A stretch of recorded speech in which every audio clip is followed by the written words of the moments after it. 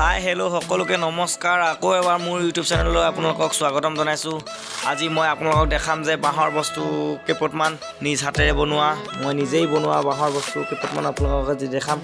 কেনেকুৱা পালে আপোনালোকে চাই মানে বস্তুবিলাক কেনেকুৱা পালে, ভাল লাগিছে নে বেয়া লাগিছে তাকে কমেণ্ট কৰি জনাবচোন।